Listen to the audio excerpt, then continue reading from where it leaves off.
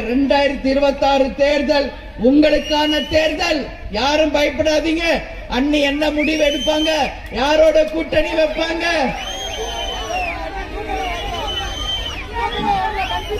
அப்படின்றதானே உங்க எண்ணம். இல்ல, உங்ககிட்ட நான் சொல்றேன், நீங்க யாரை விரும்புறீங்களோ அவங்க கூட தான் கூட்டணி.